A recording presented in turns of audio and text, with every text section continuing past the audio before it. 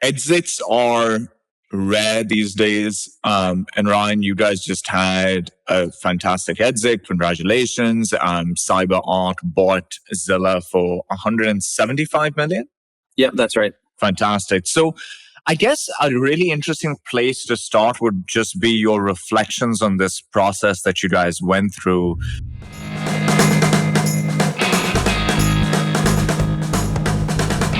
Welcome to Topline, the podcast for the best founders, operators, and investors in B2B tech.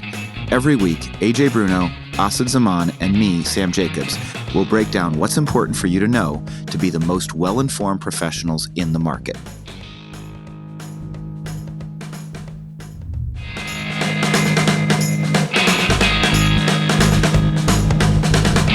This episode of Topline is sponsored by Staircase AI by Gainsight.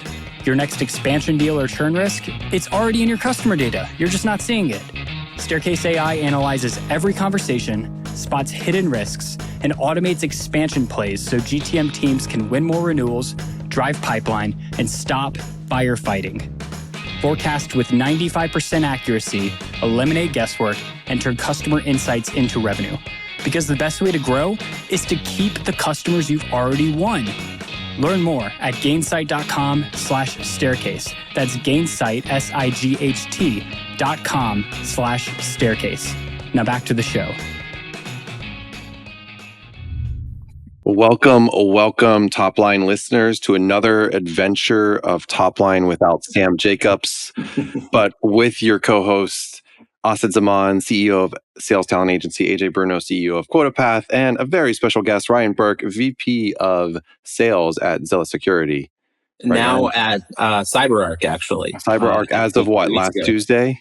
Yeah, that's 2 weeks ago. 2 weeks ago, pretty much on point. Well, congratulations. Yes, Ryan had an exit. You were the first exit of 2025. I don't know if that's true, but you're one of like only one of a handful. Yeah, one of a handful. Yeah, part of a team really that drove that, but life's gotten very interesting, and the last few months, 4, 5, 6 months now, have been very, very busy for all of us. So definitely exciting times in the space we're in. We'll get into all of that. Sam is still on his adventure walk around the world, taking a sabbatical. So he'll be back hopefully soon. Asad, how are you doing today? I'm good. I have this weird feeling where over the last couple of days, I've been thinking of how for the last 2 years, we've been in war zone, right? Like the market's literally down. Literally, right? Literally war zone. Literally. Yeah. And so, but now it's not that. And you're adjusting to this new environment. And it's a weird adjustment. Like my resting heart rate is lower. It's a weird feeling to get used to, and I'm getting used to it, and it just feels off. What's lower? What is lower to you? Every day I would wake up and there's a feeling. It wasn't anxiety, it was urgency. There's an urgency that you feel when you're at war, right? And that feeling isn't there the same way right now. Yeah, but I was actually looking for the actual number. What you said lower? I don't measure it. It just feels lower. I was like, well, look at your Aura ring. What is your Aura ring? I threw my Aura ring away. I bought it, and this was years ago. I bought it, and at the time, my sleep was really bad. So every day I woke up and saw a score that said, "You're not ready for the day," and I was just like, "That this is not useful. This is not very productive." You were redlining. I was redlining. No, he's going the opposite direction. 9 RPM. He was stalling. Thank you for all your listeners that came in and wrote me. They didn't correct Asad. They didn't write Asad. They're I'm too embarrassed for Asad to tell him. But AJ, that was ridiculous. That guy. What is he talking about? Does he know how to drive? I had some great conversations with people that agreed with outbound being just. Oh, there we go. Here we go. Let's just take 2 years of arguments and just, you know what? RevOps is definitely here to stay. Let's my. But I'm glad I'm sorry you're not sleeping well. Or you are sleeping well. No, I'm sleeping great now. Look how rested I look. Yeah, you do look rested. I didn't sleep super well last night. I had been sleeping well for a week, and then I woke up. My wife woke up to feed the cats, and she looked at me, and I was on my phone, and she's like, AJ, don't worry, just 2 more minutes, sweetie. I promise you, I'm going to go to bed in 2 minutes. It's just what time was this? 3 a.m. Oh, wow. I usually am doing work, and I was just like, you know what? I'm going to give that a rest right now. I'm not going to do work at 3 a.m. So were you on Twitter at 3 a.m.? What do you do at 3 a.m.? I check out Penn State football news, Villanova basketball news. They're just stupid stuff just to Did try you to hear keep how going. Canada won against the U.S. in hockey? You know what's so funny about that? I know we're going way out the deep end. I didn't even know that match was being played, that game was being played. So I dropped when was this? Friday night, I think, or something. It was Saturday, maybe. Yeah. I don't know. My daughter had cheerleading practice and I dropped her off and I'm like, I'm going to go to work. So I was like, oh, sports bar is not going to be crowded at all. Like, I'll just go to a place called PJ Wellingham's. And oh my gosh, I walked in and it was absolutely mobbed and wild and everyone was going crazy for the US, but we lost. I'm sorry. Right? It's okay. Did we lose? Austin, did we lose? I don't understand hockey. Like, I don't understand these North American games all that much, but I'm happy that they won something. I went and saw one live when I first came to Canada, and it was just fascinating to see how much they were beating each other up. Like, the two things that stand out from that experience is people punching each other and that being relatively okay. And then, like, the finesse with which they skate, like, that is ridiculous. The sound of skating is you know how there's a sound where people take their nails and put it on a blackboard? And it gives you, like, your back hair stands up if you have some back hair. I feel like that when I hear people skate on ice. I like it. I actually like it. Oh, I love it. I go the other way. I like, oh, no. I do not like that. Oh, Ryan, this is, you're just getting a full, how are you doing, Ryan? You don't need to listen to Labra on. You get to do that every week when you listen to Topline. About a mile away from the Boston Garden where the game was played. So TD Garden, right? Isn't it TD Garden? TD Garden. Yeah. Canadian Bank. Is it a Canadian Bank? Taking over right there. I stayed up for the game, which was unfortunate. I heard it was like a really interesting, like, last minute victory type of thing. It was very interesting for us south of the border, let's say. South of the border. That's where we are right now. Well, Austin, we're going to get into some things today and would love to bring Ryan into some of the conversations, talk about the exit a little bit, but also I think that's where we should start, right? Okay. Let's do it. Exits are rare these days. And Ryan, you guys just had a fantastic exit. Congratulations. CyberArk bought Zilla for $175 million. Yeah, that's right. Fantastic. So I guess a really interesting place to start would just be your reflections on this process that you guys went through. The thing that's fascinating about exits of this sort are that for a lot, it's kind of unexpected, right? You've got this mission and vision that you're going towards and you're building the business. I believe Zilla had optionality in terms of raising money or doing the exit. And then the exit potential pops out of relatively nowhere for most, right? And then you have a big decision to make. And the calculus over there is fascinating. Give us some inside baseball. Like, how did this come together? How does it feel? For you guys, for the team, especially with when it happened, which is, at the tail end of a downturn, it must have felt quite, validating for all the hard work you guys put in over there. But yes, give us some inside baseball. How does it feel? How did it come together? Sure. I think you always have to assume that there's some percentage chance that that'll happen at a startup. Interesting. At any point. What percentage? That's actually an interesting point. That's an interesting point. Maybe 10%. Okay. Right? Like in any given 10% year. like 5 years ago or 10% today? Because I feel like there's I would say 10% in any given year. I mean, maybe it's a little lower today. But actually, for context, how many startups have you worked at?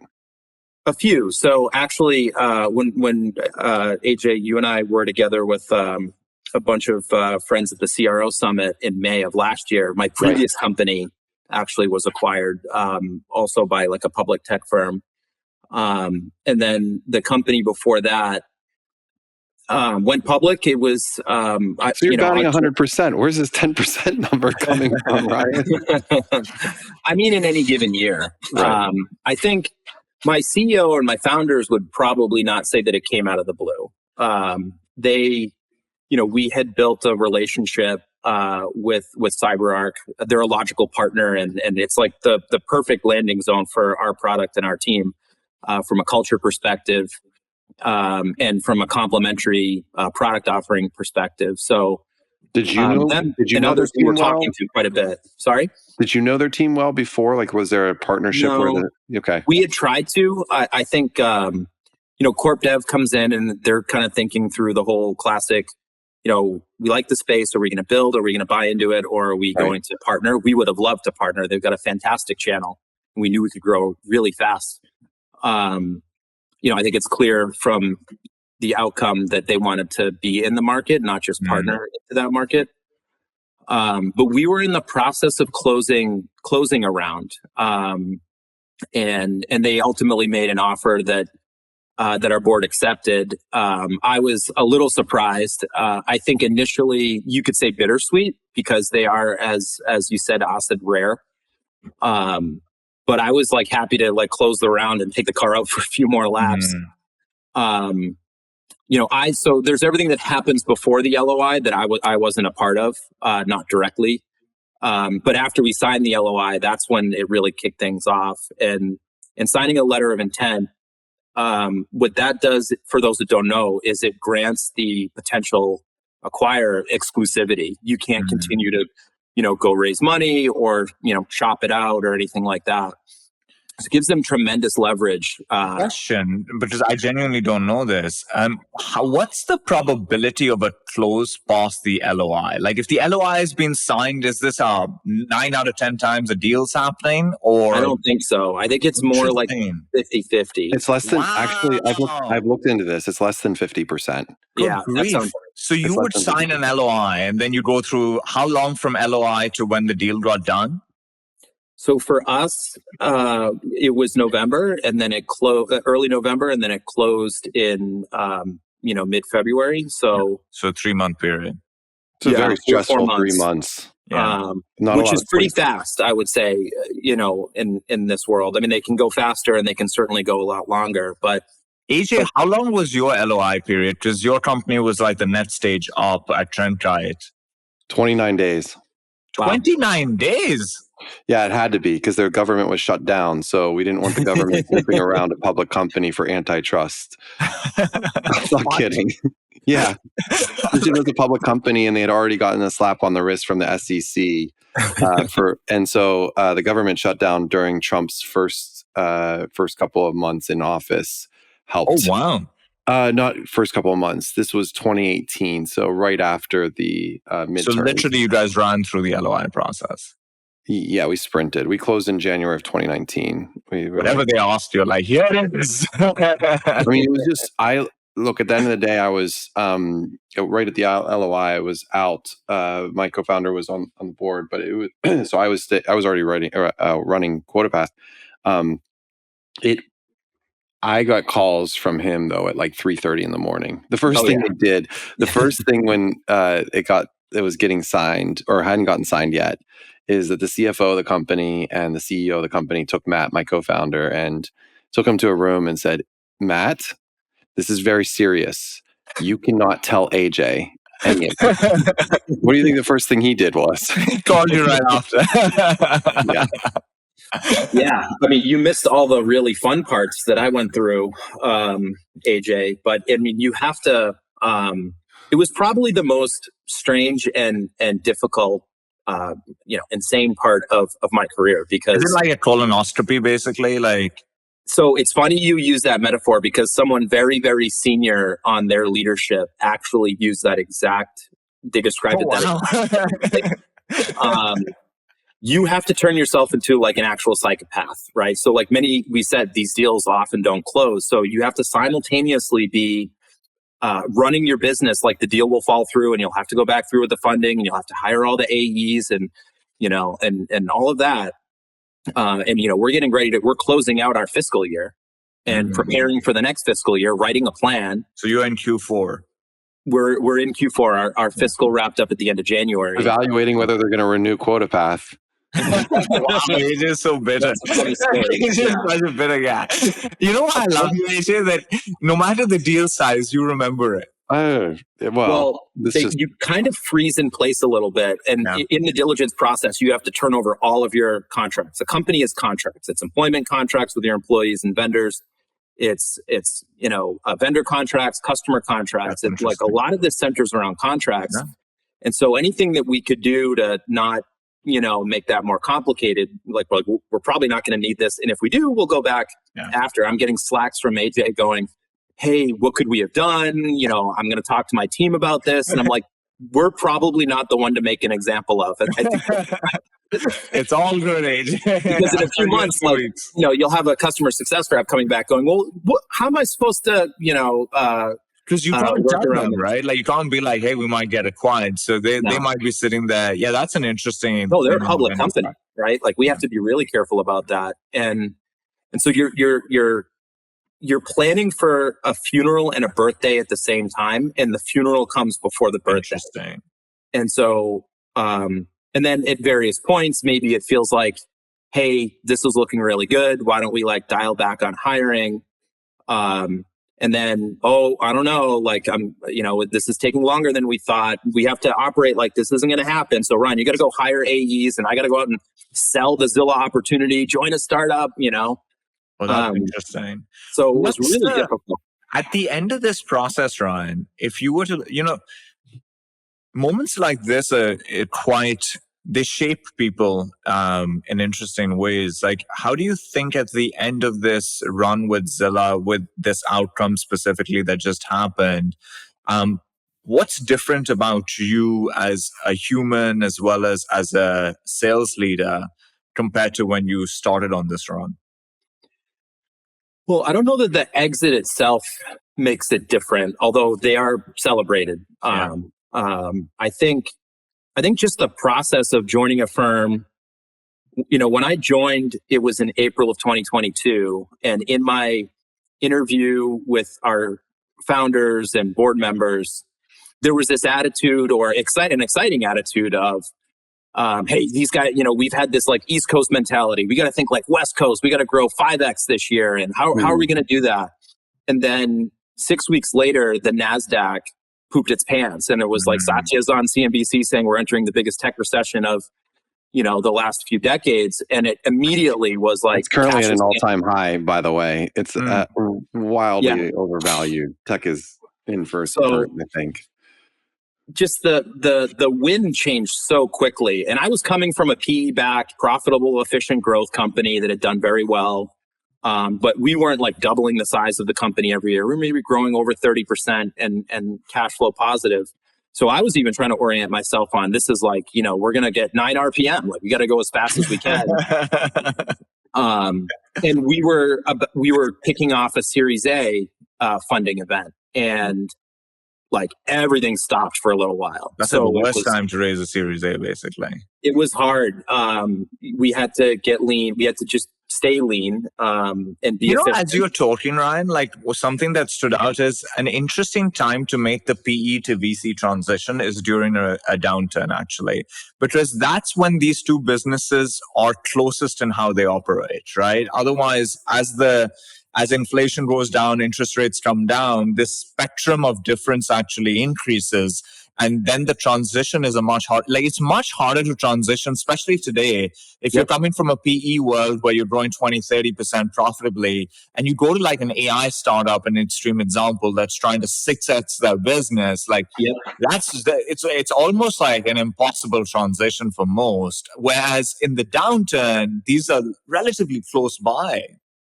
Yeah, there's good discipline you get across a lot of domains you can get at a private equity backed firm that you can bring into a venture market that's looking for, hey, we're not going to spend $5 to get $1 of ARR. So you need to be sharp. So that ended up being an asset, I think. That's interesting. AJ, when Trendkite was sold, was there any part of you were out, but your co-founder who I liked, they said, don't call you, and he called you immediately. Now I really like him. So was there a part of him that didn't want it, or that was the right move? It was the move he was ready. Yeah, slightly different than Ryan's story, which is we had raised a series up to Series D, and it was 6 years in. And I think your point around PE and VC being closer and like this time versus previously is so on point. And at that point in time in 2018, it was kind of like at the ending of that cycle. So it felt like it was just the right time. I don't think there was anyone that thought that. It kind of begs the question though. And Ryan, I'd asked, do you have an experienced CFO? Did you have experienced CFO at Zilla? Not well. We did and we didn't. So we had a fractional CFO who was wonderful, and we got more than 100% of his fraction, let's say. And he was essential in that process. I mean, had he run an M&A process before? That's rare. He had he really experienced a fractional CFO, and like he was absolutely essential because the amount of due diligence requests were public company especially enormous. And that was the thing that I was going to say is that like there's CFOs that just do this over and over and over again. Like every 6 months, they're just at a different company for 6 months, and like they are a glutton for punishment. For Trendkite, masochistic people. For Trendkite, like that's what we had. Scott Chamberlain was the CFO that came in like 6 months before, so we kind of were already prepping for it, OSIT a little bit, and I think that that's an area that you see the tea leaves. I mean, hiring an investment banker, sure. I'm guessing you all had an investment banker. Oh, nope. No? Not with a public company? No. A wonderful law firm, though, that's very experienced in this. And it's funny, when I talk to the partner, with an IPO, you can really plan this out. And you know what you're going to have to do and when. But they deal in like shotgun marriages, right? Like we got an LOI, what do we do? And so they parachuted in a team that was really competent and really I love businesses like that. That's cool. We're like that. Like where I actually think there's something wrong if I am working with a client nonstop for 3 years. Like there's something weird about that. Like we like the fact that there's a emergency service type of approach to what we do. And so there might be at best a couple of points in a year where we are in it. But when we're in it, it's a SWAT team. We take you control. Pay what you get for, because it's like that. It can't be. That's not a cheap service that you're running there on purpose by design. Yeah. Either the law firm or what Austin's doing. And then you get out, and it's very interesting because you're doing this like in and out thing across a large group of companies. So it's very like intellectually stimulating for those people as well. Which is fascinating.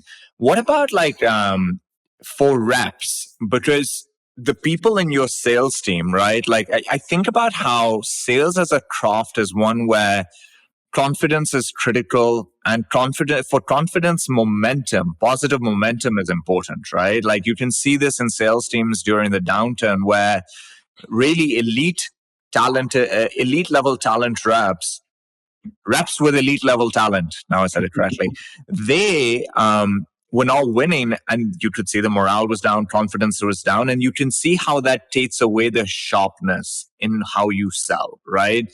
And then you can see as things have improved and they're getting the wins, there's a level of sharpness, you get dialed in a way that you just aren't. And so the question is that people in your sales team at that time, they can feel something's up at some point, right? Like if you're in December and this LOI is happening, etc., they can feel it. Or you guys might have told them. Did you tell them, or at this point it's just within the exec team? So can they feel something, and how did you manage that where you still need them to do their stuff to create momentum, but at the same time, there's a feeling that something's up right now? So they knew we were raising money. And so I think that was a pretty good innocent circumstance for why the leadership team is running around and, like late night calls and offsites. So we had pretty good cover there. And then, when you're selling a company or part of a company, there's kind of three, maybe for us, 4 legs to the stool. You got to like own your tech. It's got to work, right? They're going to do due diligence on that.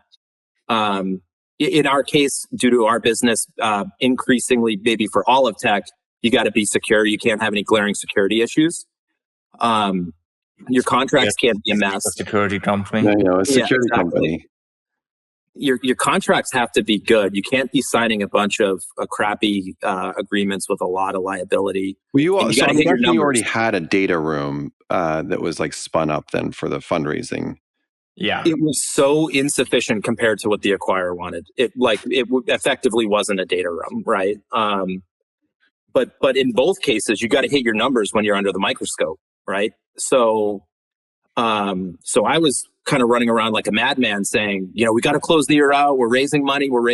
But we had some like really big deals, like our first $500,000, Fortune 200 client. Again, just like maybe you guys should have kept going. We could have, right? I mean, we went from under $1 million. I think the couple quarters before I joined got to about $450K, and we ended just under 3 years later, just under $8 million. So we were in that range to go raise the next round. That growth from like 400K to 8 was at the worst time in the market, right? Like that's like doing it to 20 million in a good market. As you guys were talking about contracts, I remembered something funny. For the first 20 or $30 million of revenue that Sales Talent Agency did, do you know what our contracts were? We would send you something in an email and you responded saying, I approve. I approve. Yeah, we did that at Meltwater. That was like that was a circa 2007. Was that like, what is that? Like, is that actually binding? I guess at the time it was. I agree to move forward with the contract below, and it had to be those exact words. But ours was I approve. That's it. Like, as long as for like pending legal approval, like wouldn't count. There was one contract that got approved that was pending. I beat you in a game of ping pong. And apparently the guy, like literally the contact went to the rep's office in Miami, and the rep lost in ping pong, and so the contract didn't count. Oh, that's amazing. I like people like that. It's so crazy. For us, it changed when the deal sizes started getting much larger, and you're like, okay, this is a 100K deal, this is a 200K deal. Like, when did you change this over? I feel like everything changed over in like 2006. No, this was happening in like 2017, 18. That's not how we did it. A signed MSA, a signed sales order, the ability to invoice. Those were the three legs of the stool. DocuSign existed at this time. Even Jason Lemkin's EchoSign was around then too. So like, we were on vibes. We did 20, 30 million on good vibes. That's it. And we didn't have a lot of bad debt. Like, maybe you should go back to it. It's not like anyone wasn't paying their bills. So like, you didn't think it was a problem. Really, the only reason was we said, the deal is now getting much bigger. Let's have a proper contract. And still our contract's a page and a half. Like, it's super chill. I keep trying to make it shorter and simpler. So that we can get through procurement and legal as quickly as possible. But that shift was just a picture of Asid's face on the front of the contract. Hey guys. There is a story to contract formulation. Like, I think this is where lawyers struggle. So when I saw the contract we were using, we said, okay, now let's look at this from a marketing angle. Does it tell a story? Does it like explain what would you feel if you read this? Especially if you haven't met me or somebody else and there's goodwill, because the legal and procurement haven't met anyone, right? So they're just reading a dry document. And so we decided there are a few things we're optimizing for. We want to keep it as simple as possible. So it shouldn't be multiple pages. Number two, it looks beautiful. Like, it actually looks really pretty. So font and all that stuff, it matters. Like, these things matter. And number three was the sequencing and the language has to be inviting and energizing, rather than like you read some clauses and they make you want to claw your eyes out. Ours isn't like that. So I'm actually very proud of our contracts. I don't think we have that luxury being a cybersecurity company. There's a pretty standard form that they 15-page, like at least, yeah. And then like data privacy, data processing addendums. I just got a contract from a large company that's pre-IPO, and they sent us a document in which one of the clauses was, for the next 3 years, we need to tell them every time we use a new software. Like, dude, help them hire AEs. Relax. Not doing that. What's up here? Ryan, did you have any AI stuff pop up in diligence? I'm curious if that's... We did, yeah. So there's AI in our product, and a lot of, so we were selling to the upper mid-market and the enterprise market. And it felt like all of these contracts attorneys went to some conference in Bermuda and came back saying, we got to add all this language around AI. We had that pop up. There were like three contracts that just like all of a sudden came back with AI addendums. So I'm like, what is this? Yep. So there's a lot of concern, I think, around data security and data, owning the customers owning their own data. So I think companies need to be really thoughtful about how they, articulate what their AI does and what data gets shared with third parties or commingled with other customer data. Fascinating. But not all that different than when cloud first came out. I think, people adjust and norms are established and people get comfortable with it. It's really interesting how phase shifts are so similar. Like there's this other trend in a phase shift where you get basic infrastructure, then you get basic applications, then then more complicated use cases start becoming envisioned for which more complicated infrastructure is needed, and then more complicated applications come out of it. And there are like these 4 stages to it. He wrote about it on Cloud of Judgment, I think a week or 2 ago. And it's just really interesting how much there's overlaps. Your space of cyber, I find fascinating because one of the things that I find interesting is that in the downturn, net spend on software increased, did not decrease. And so even though we say it's a tech recession, technically it wasn't, right? Because there was actually growth. There wasn't a declining market. It just depended on what you were spending on or where you were spending. Cybersecurity. It was more nuanced because it was stage-based recession. So maybe private tech went through a recession, but public tech didn't. And maybe you can look at it based on verticals, that there were some verticals within tech that were definitely in a recessionary environment and others that were not. And that's kind of the interesting point, which is the overall spend increased, but where it goes tells you where the most secure parts of the tech ecosystem are. And one of those spots is cybersecurity, which obviously for very clear reasons, there are a lot of tailwinds that are beneficial to that sector. It's also a very fragmented sector, unlike other technology categories. And then you got go-to-market motions that are kind of unique to that. Like I believe, and I'm not sure about this, I believe there's a lot more channel-based sales that happens in cyber than comparatively to other sectors. Give us your high level, like your 2-3 things about the state of cyber today. And specifically, if one of those points can be a bit about the implication of AI on the state of cyber over the next couple of years. And I'm going to take this as financial advice and go buy some cyber stocks. If you're saying it's do not do that, listeners out there. I'm playing the role of like Sam, and so I need to represent Pavilion here and say, don't listen to us. That is not correct. I've lost so much money in the last 3 days. Do not listen to me. Okay, seriously, don't listen to him. I'm not even looking. They should close the NASDAQ. So a couple trends. More than 90% of cybersecurity purchases happen through a channel. Wow. There's literally thousands of security products. A lot of money has gone into the space.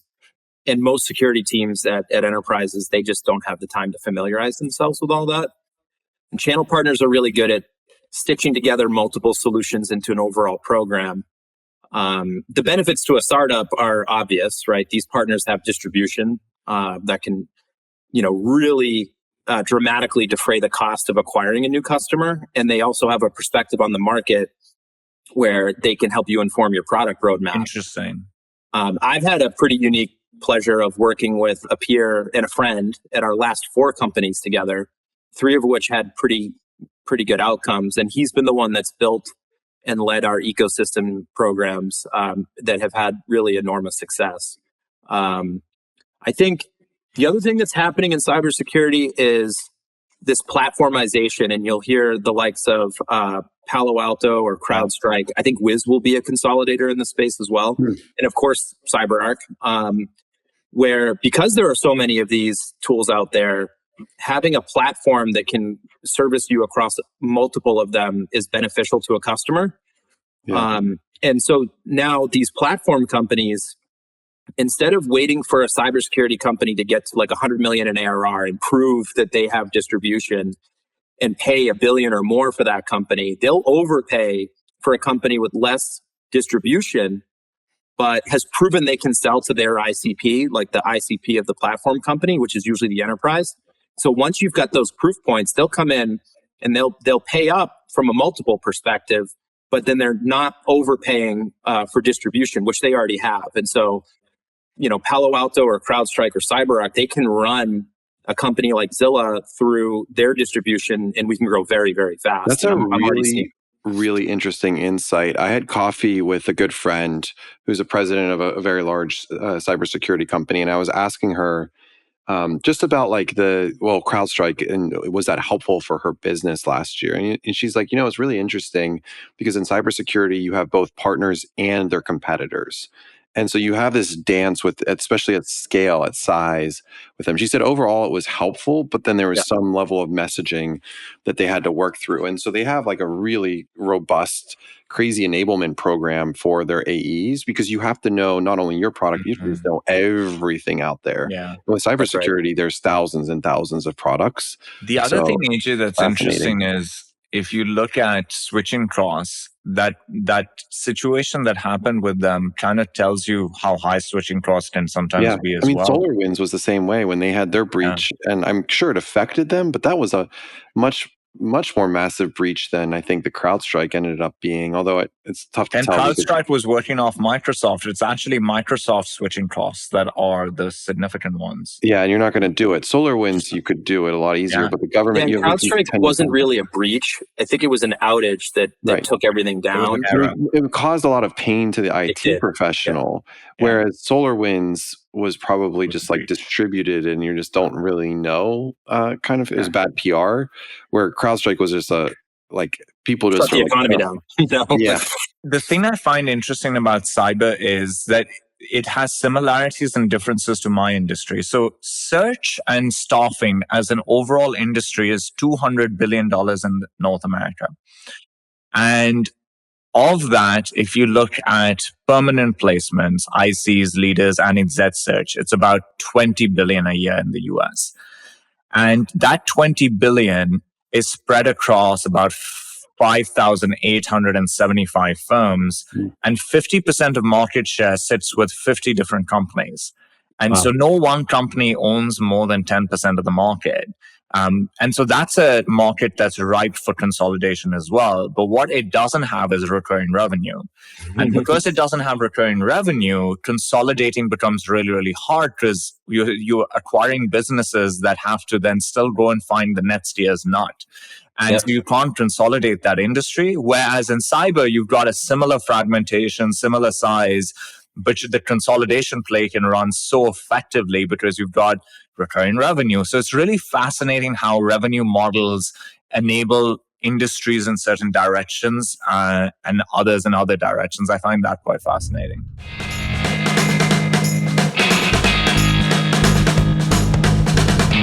The official marketing playbook for 2025 starts at CMO Summit. On April 17th, join 150 of the world's top marketing executives in Atlanta for a one-day event designed to redefine marketing's role in business growth. In a world of shrinking budgets, the CMOs who lead with strategy and innovation are the ones driving real results. This summit is where you'll gain the tools, insights, and connections to do just that. Hear from industry pioneers, engage in hands-on workshops, and surround yourself with marketing trailblazers who aren't just your peers, they're the minds who will inspire your next breakthrough. Visit joinpavilion.com/CMO Summit to secure your spot today. Now, if you think about the M&A trends that are happening, do you see more and more of these type of acquisitions? I was listening to the Palo Alto CEO talk, and he said his sweet spot is a company that is under 20 million in revenue. They have an interesting product that they can add onto their platform. They don't have a brand yet. They don't have distribution, but they have an interesting angle. And he wants to acquire a bunch of them, and they've gone an acquisition spree, and they've done really well doing that. Is that what you foresee happening? Like a lot of big company acquiring lots of small companies. And so a lot of the startups would actually, you know how you said 10% of the time you can get acquired? Like, I wonder, is that like 10% if you're a cyber company, but for others, it's like a 5%? How do you think about that? I mean, I think that trend of the big platform companies consolidating is definitely going to happen. I think there's also a lot of companies that have raised money at levels that they're probably not going to do another round. They might not be able to do another round. And getting to a public company is such a long hill to climb that I do think we'll see more M&A in the cybersecurity space, but it's not my jam. I think there are a couple areas that are really hot in cyber right now, and I think when a leader emerges from the pack, someone will come and make an offer and say, "Hey, I'll buy you out of the next 2 or 3 years of flawless execution to come join our platform," and that's a compelling offer. AJ, your next company can be a cybersecurity. I mean, company. seriously, I'm just sitting here thinking like, man, yes, it's an uphill battle, but if I'll be your seed investor. Come on, AJ. You got this. The wild card is like what happens with AI and cyber. Right. That's what I was literally just going to say, Ryan. It's like, it's a wild card in every industry, but what does it look like inside cyber? I don't know. Well, the way I think about it, in light of AI, a lot of the tech that we've developed over the last 30 years in all industries just seems a little bit like medieval medicine. We kind of did the best with what we could. So that's a good phrase. On the one hand, there's definitely a rush to slap a bunch of AI on existing products. But I think in many cases, what we end up getting is like AI enhanced leeches and bone saws, and nobody wants that. So for the market I focus on is enterprise. That all comes down to like what actual value do you create for the customer? Because they'll buy a mainframe. They don't care about the technology if you can deliver an outcome. And so maybe the nexus of where AI will drive a lot of value is less about some AI version of a long-standing thing and more about getting rid of the leeches and the bone saws and finding new and elegant ways to drive that same. There'll also be a lot more identities now, right? Like, so if one big part of cyber is identity management, then you're going to have all these, like, if they're saying that you'll have thousands of AI agents or AI employees, digital employees, essentially, then the identity management of that is going to be something that's there's going to be a rise. I mean, AI is both a threat and an opportunity in the cyber world. I mean, it's a massive threat, but you can build off of it. It's just weird because if you're building an AI, or if you're building a cybersecurity company that treats AI as a threat, does your product have AI in itself? Has to. Yeah. Well, there's certain things that we can do now that we could never imagine doing at scale without AI. So that's like if you went to war back in the day and somebody innovated and found guns and you were coming with a sword and a horse, you're going to be like, next time we need some. And we were just all about the leeches and the bone saws and the coming to battle with machetes. Actually, that's not true. That's not what they do. Swords. Sorry. I don't know. I am so happy that if you think back to like any time you could have been born, this really is the best. There was a time where people would go to war, where two armies would stand opposite each other. Imagine being the person who they're like, hey, go stand at the front. You're no shot. Like, I would have run away. And so now at least that stuff doesn't happen. And here we are talking about AI and cybersecurity. We are. Oh, yeah. I want to transition a little bit. So we've been talking a lot about things that I think relate to previous conversations about brand, about outbound versus inbound versus partnerships. And we just spoke about how in cyber, there's this unique aspect of startups actually are able to gain momentum selling through a channel much earlier in their life cycle than in any other category within tech. And part of that is the channel also appreciates having those options in a way that channels don't appreciate in other categories. So it's really interesting. What you had a point, Ryan, that you'd shared with us, which I thought was interesting, which is this rise of those trusted networks and potentially a question mark around the Rolodex-based hire in sales. Like, does that become viable again? And I just think that's a really interesting topic. So give us your thoughts on that, and then we debate this out a bit. Yeah, I've never liked the concept of a Rolodex hire.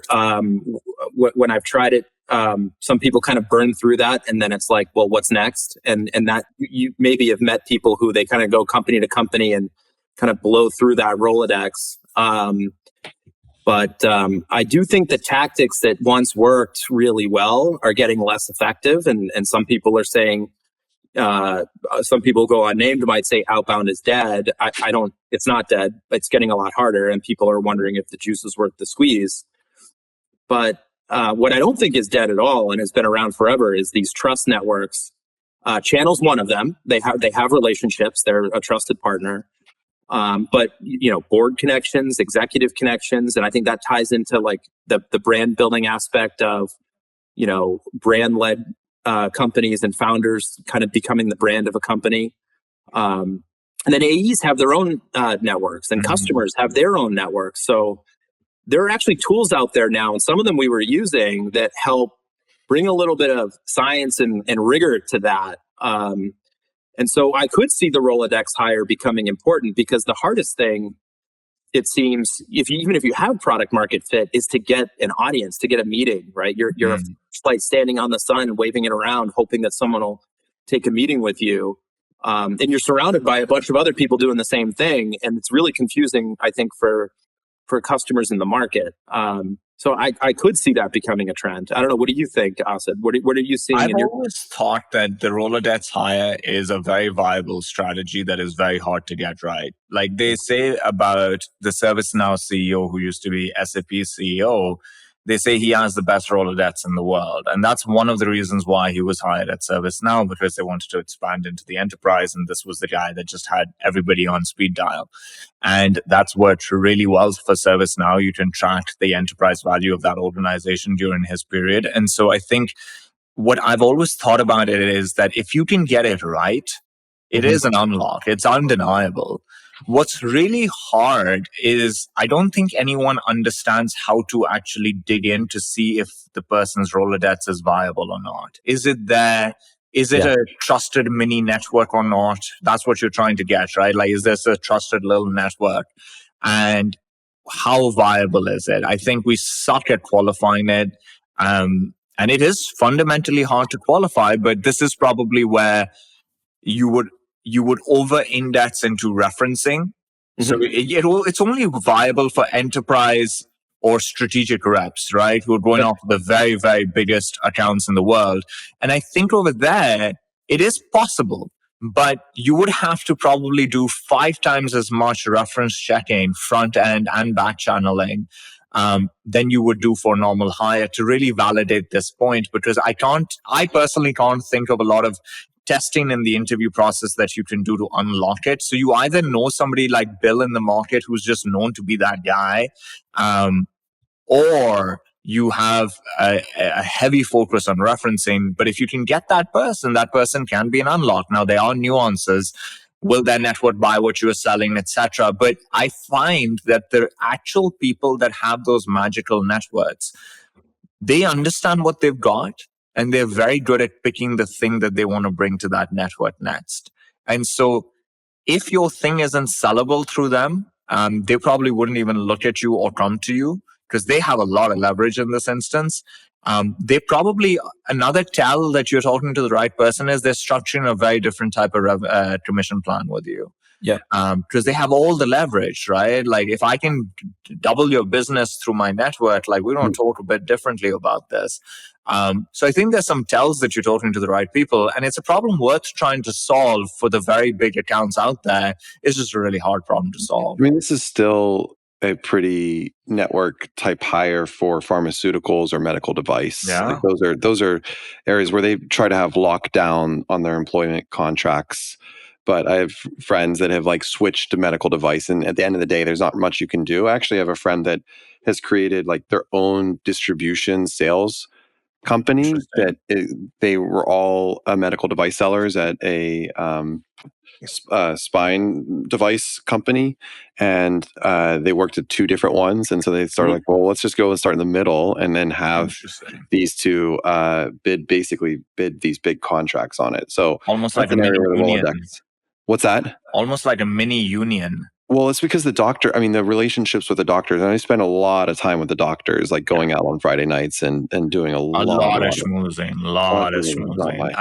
AJ, this kind of ties to the big announcement QuotaPath had, which congratulations. QuotaPath. We didn't talk about that last week, did we? I know. You didn't tell me before the episode. So QuotaPath and Rippling now have a partnership, and I've been thinking about this a lot, which is you've been working kind of behind the scenes on partnerships with a couple of these really large organizations. And the space you're in is interesting because there's not the same amount of appetite for big to partner with small in terms of like a channel strategy. Different. It's very different than cybersecurity. It's very different. And so what you've accomplished now over the last couple of years kind of puts you in a class of your own, because you've not done it with one, but you've done it with a few. So there's something that you've got going on that's working. What is and it's most time to share it with the public, AJ, because it's really mean to hold on to your secrets. We did this. So like a couple things for context for the listeners. We did announce our partnership with Rippling and embedding payroll directly inside QuotaPath, so you can pay your team, your variable comp team, directly inside QuotaPath. Everyone knows that we have a pretty strong relationship with HubSpot. So sitting in between CRM and being like the middleware between CRM and payroll. Can you contextualize that relationship so people understand how much does HubSpot do this? Like, does HubSpot have 1,000 QuotaPath type partnerships? Does it have one? I think from what I can tell, it probably has 6 or 7. So you're part of the first 10 partnerships that HubSpot has established. When 2 years ago, I had told our partnership, the partnerships leader, Scott Brinker, I told him directly, I was like, it's going to be my mission for QuotaPath to be the number one partner with HubSpot by the end of 2026, I think I said. Hopefully not 25, because I want it to be 25, but I think 26 is more realistic. Similarly, Rippling thought about it as like, how can we bring two great companies that have shared ICP overlap together?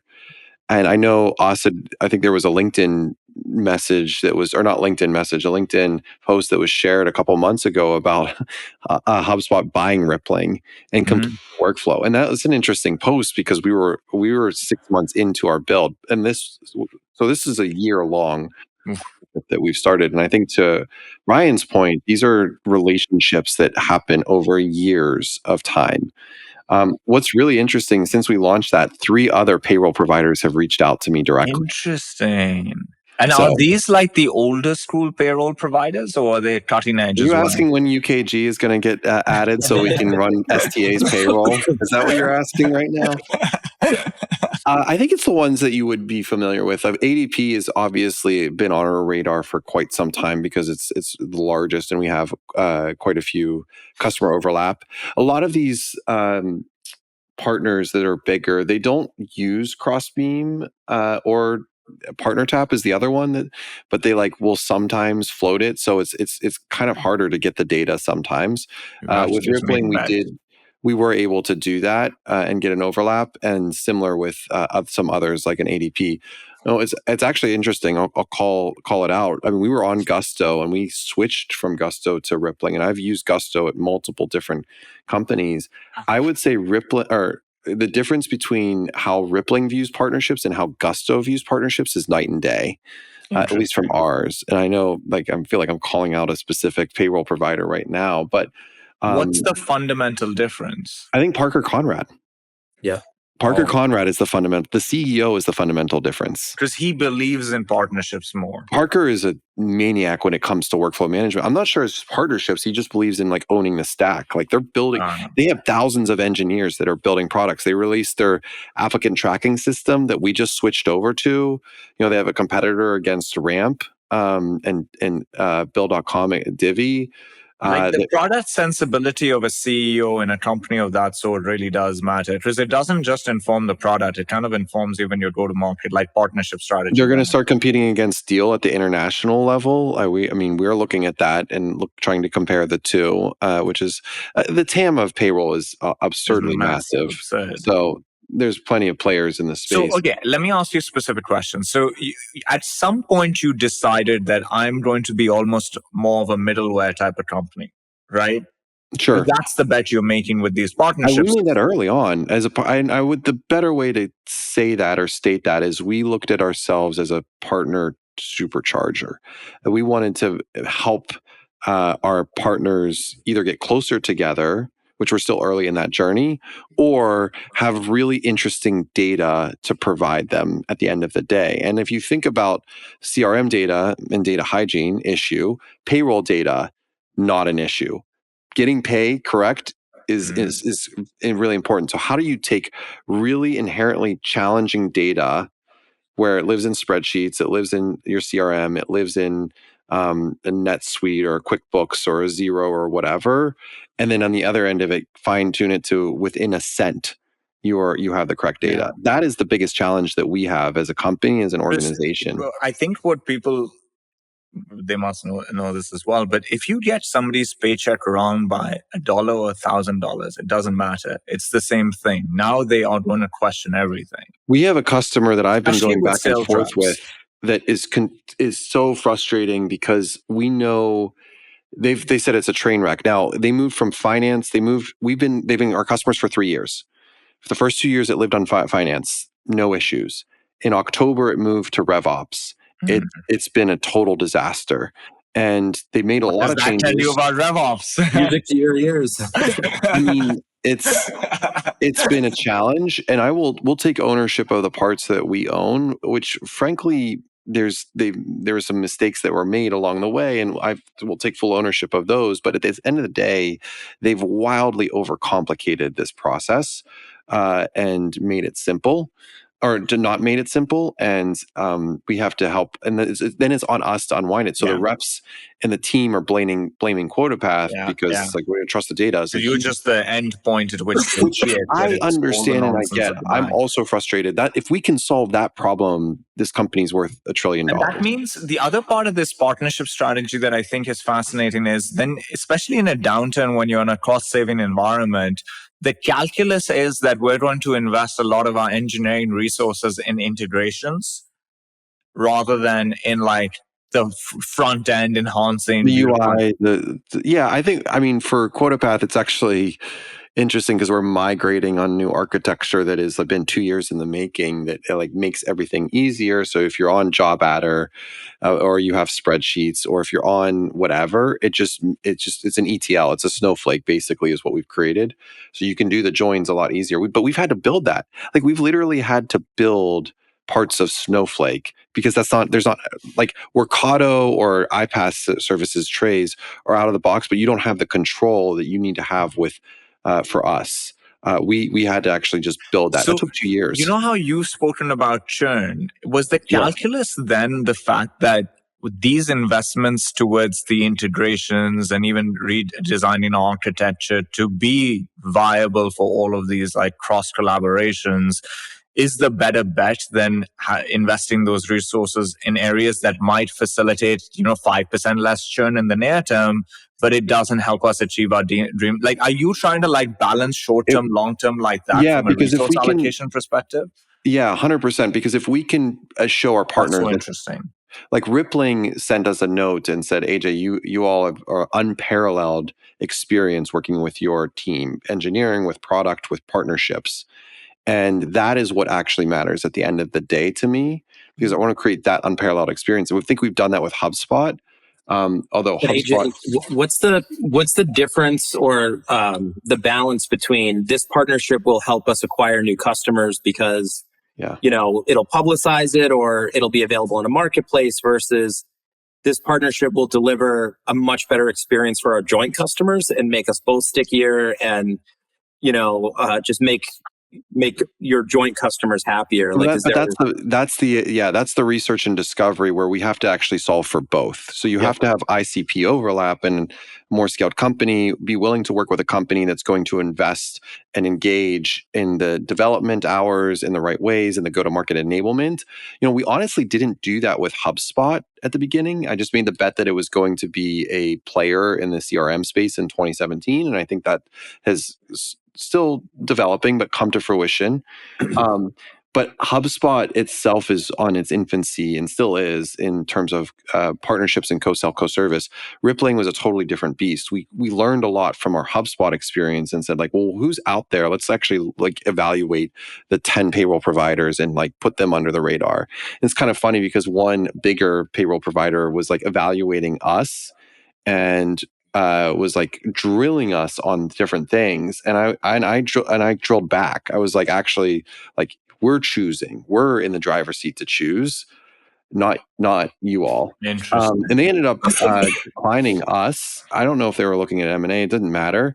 But guess who reached out this week? Them. They did. Yeah. So the thing you said a few times, which I think is important, because it's exactly in line with how our leadership team in past have looked at partnerships, is I think a lot of people screw up the channel by going out there going like, what's in it for me if I can get this person to be a partner? They can do that. grow my revenue. They can do this, they do that. And you have to have like this rock solid belief that like, if I make them successful, that it'll come back around. Even if you don't know the exact mechanism that it'll come back around, you have to envision that there could be any At the end of the day, I would love it if the CROs of HubSpot and Rippling at the end of a quarter were going to their board and saying, we made our number because of quota path. Yep. Like, that's the dream. I think this is where partnerships is more like services sales to me than product sales. As picking a partner, establishing the partnership, because the amount of creativity and innovative thinking that you have to deploy in those instances is much higher than when you're selling a product to an end customer, right? Where it can be a lot more formulaic. And I think this is where people struggle. Like I was having a conversation with a founder of a services company recently, and they haven't established many partnerships, but they're trying to like create a playbook of partnerships. And it's like, what do you mean? Like, you don't really have anything right now. It's like, instead of trying to playbook this for 10 years in, why don't you just go and try and figure out 5 partnerships and then figure out what worked to establish those 5, rather than trying to create the formula that will lead to them. That's like a very weird way to do it. And a lot of people get stuck in this hole. There's also like a really simple, the simple, like I think people don't realize this, but just by being really easy to work with and whether it's in the field or on the product teams going, we really like working with them. They're interested in our success.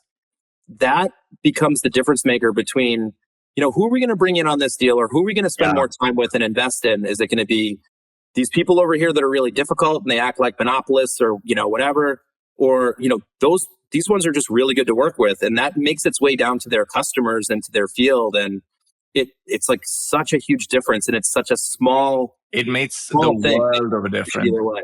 For STA, at the start of last year, the total assets under management of the investment partners that we have was like $100-something billion. It's now more than $1 trillion. And one thing that's completely not scalable that we do is I'm the point person for each of them. Mm-hmm. Whether your portfolio company wants to talk about one AE or a CRO or a 50-role hire pack, they'll talk to me about it. And that's something that they really appreciate because it's a forcing function for a high-quality conversation. And so we noticed that that's helped us kind of move up in the rankings within these portfolios to be like, we need to put them in front of this person right now. Mm-hmm. And it's not scalable. It's not scalable to 100 million in revenue. But that's kind of why it's a good thing to do. Fascinating conversation, guys. We are at the hour. And so we're going to end this with an interesting question that both of you have not heard before, which is, what is something you've learned in the last week or last month that has been interesting and could be helpful to the audience that you're sitting with right now? And AJ, since Ryan is a guest, we'll give him a few minutes to think about this. I don't get any time to think about it. You don't get no time. You've heard. I've been working on my sleep for quite some time. And it's been the last 6 months. I go through periods where I will wake up at 3 a.m. and then not go back to bed. And it was particularly challenging for whatever reason in January, February. It's just usually related to stress. So I did something. I took a page out of Austin's book, and I've talked about this previously, but I started taking CBD gummies, and they are fantastic, and they're working very well for me right now. And you look very rested these days. It really is working for you. Last night was the first night I didn't do it. I took 2 accident. So I started taking one. I was like, for a week and a half, I was doing fine. And then I took 2, and I was super, super groggy that day. So just one did it for me. But I learned that. And since you just caught me off guard, Austin, I'm just going for the first thing that popped in my head. And hopefully that is something, if you're out there and you're like struggling with sleep, It's they're worth trying. Ryan, we'll end it with you. So we'll give you another minute and think about this. I have learned that blackberries are the most annoying thing to buy in a grocery store. It is Russian roulette. I love blackberries, tasty as hell. Everybody here knows I don't cook and I don't shop, so I've been trying to develop skills. So I go inside the store and I buy blackberries, and it is a 50-50 if they're going to have that white fungus on it or not. And I'm not going to some rinky-dink grocery store, and it's very annoying. I bought some blackberries 2 days ago, and I was going to eat some yesterday, and I open it and it has the fungus in it, and I find that really, really annoying. So I have learned that blackberries are expensive too. They're expensive. They're a waste of money. It's an emotional toll that I've been carrying for the last couple of weeks. And so I have learned that blackberries are just not worth the headache. Sorry about you. Well, switch to raspberries. Raspberries are no, but the more annoying. I hate they're a completely annoying fruit to buy. Blueberries are the way to go. More resilient. They're so boring. I think I'm probably not the only person listening to this that wondered at the beginning, given that you're in Canada, if you were talking about buying a BlackBerry phone. That's actually a fair point. So Ryan, now over to you. Something I've been thinking about recently, just over the last year, and actually a conversation I was having with my wife last night, was people put too much stuff in writing that doesn't need to be put in writing. Have a conversation, where nuance and context and, and if I was looking back at various exchanges I've had with board members over the years, and maybe this you see, AJ, as well. The fewest number of words possible to convey a message, and oftentimes just not even punctuated, which Agreed. I'm not recommending that. But in professional writing with senior people, keep it as brief as possible to convey a point. And Agreed. for anything that requires broader context, set up a quick call and walk through it and hear each other out. I think, especially I see it with younger people, newer people in career on my team. They're so accustomed to texting and all of that. They put so much stuff in Slack, so much stuff in email and writing. And it's it's just doing too much work, right? This, keep it very brief, convey your point, and maybe talk some stuff out. Your future self will thank you later.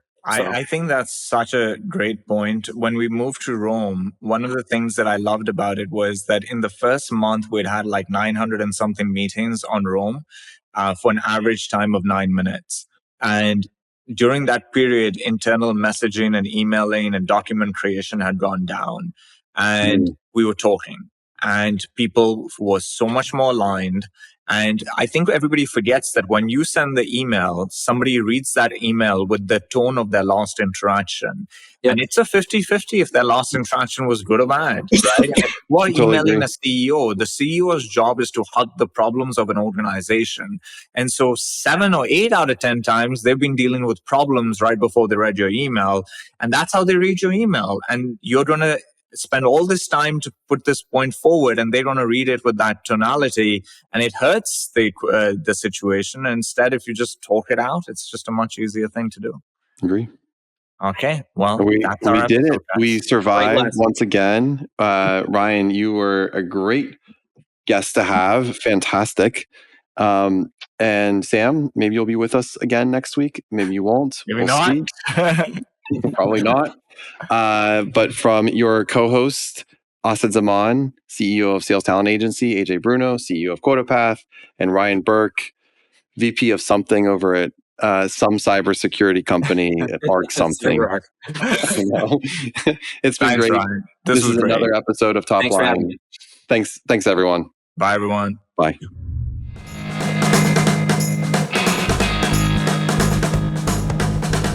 This episode was brought to you by AirCall, the business communications intelligence platform. Deliver a better experience for your customers and your teams at AirCall. That's AIRCALL.io. Save time, save money, and improve performance with a single communications platform.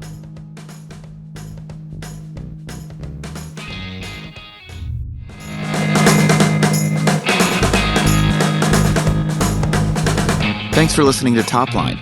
New episodes come out every Sunday. If you like what you heard today, subscribe so you never miss an episode, leave a 5-star review, and share it with your friends. Don't forget to join our Topline Slack channel to connect with us and discuss the topics we cover with other listeners. Click the link in the show notes. Lastly, if you're interested in joining Pavilion, you can learn more about membership at joinpavilion.com/membership. Thanks again for listening.